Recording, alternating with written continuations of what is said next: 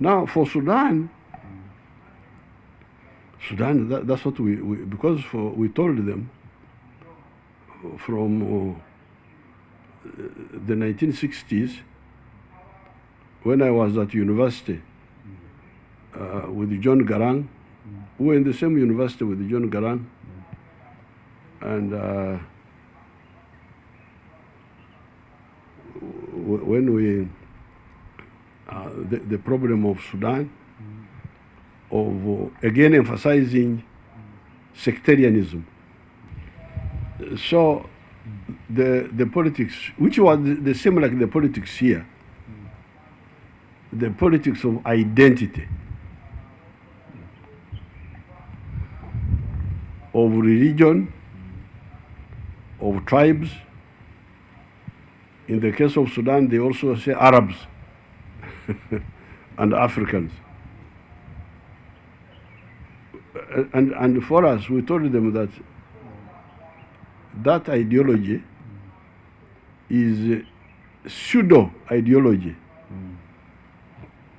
How do you say pseudo in Francais?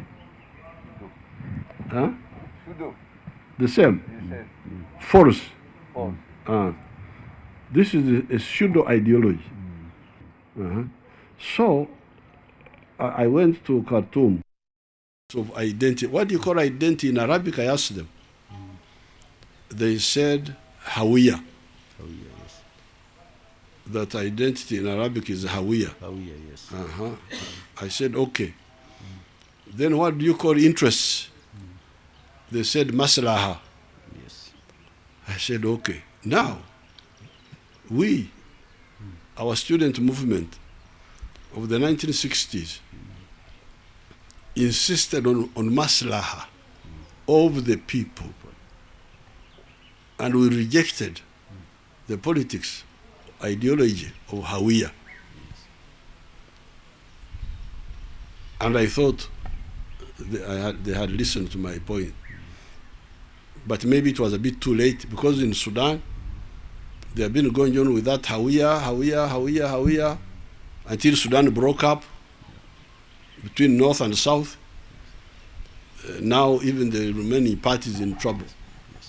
So therefore, I have talked to both Burhan and Hemeti. You people, what are you fighting for? What are you fighting for? Because that country does not belong to you. It belongs to the Sudanese. Why don't you call for elections, agree on elections? That's what I'm asking them. They cannot answer that. They say, oh, no, we shall call election, but we want to fight first. What are you fighting for? Even if you win, are you going to go for elections or not? Unless they say, we don't want elections, I want to win and rule Sudan without elections. But if you are going to have elections, what are you fighting for? That's my views on. So I have asked them, and I cannot. Some people have been saying, "Oh, we support this group." I say, no. These are not. They are confused groups. They are not because originally the SPLM was fighting against the Islamism. But I don't know. Hemeti was also part of the Bashir group, but he changed, I think. So I don't know what they are fighting for. Maybe you know. But for me, I think if they held elections, if they stopped and had elections, and then there was amnesty, because I think many of the people fear to be tried for what happened in the past. For me, I think the solution may be, number one, stop fighting. Secondly, plan for elections. Thirdly, amnesty, so that people don't fear. Because otherwise, when you don't do that, you try to, what they call accountability.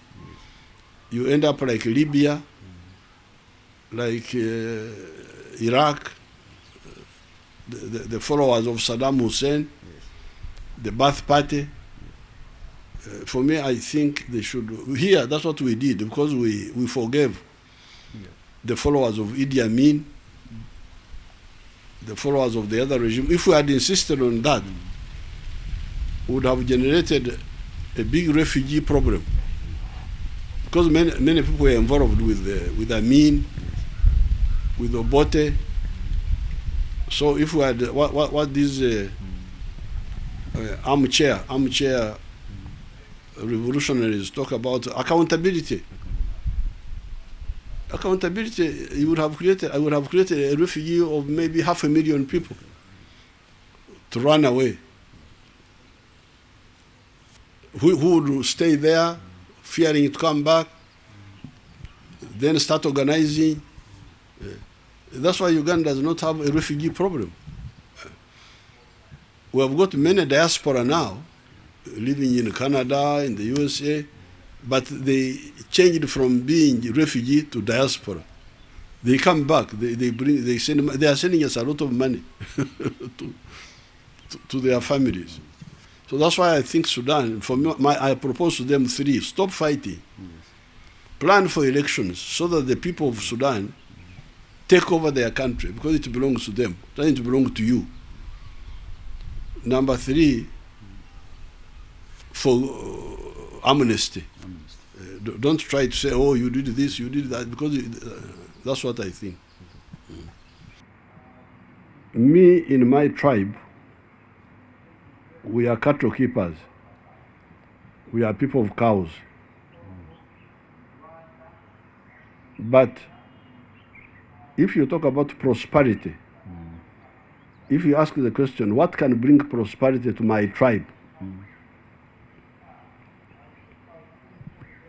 The answer what can bring prosperity to my tribe is buying our milk.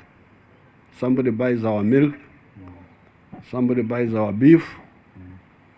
Somebody buys our bananas. That's how my tribe will be prosperous, because we are cattle people.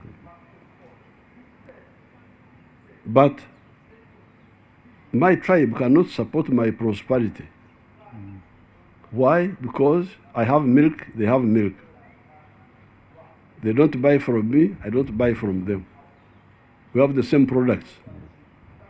I have beef, they have beef. I have bananas, they have bananas. So how will my tribe help me to build a better house? Because somebody needs to buy my cows, my beef, my milk, my bananas, for me to build a better house. But if I say my tribe, okay, they are my tribe, we speak the same language, but how will they help me in my prosperity? You find that the people of Kampala, because me I'm from the West, the people of Kampala are the ones who buy my milk, because for them they don't have milk. They are the ones who buy my beef. They are the ones who buy my bananas. So I am prosperous because, not because of my tribe contributes indirectly by producing the same product like me, so that we have got big volumes to market. But otherwise, the purchasing power, the money, which makes me rich, is not from my tribe. It is from the other communities of Uganda who don't have milk, who don't have cows. And I also support their prosperity by buying what they produce. Because like in my tribe, we are not traders. You find other people, they man shops, and we buy from them.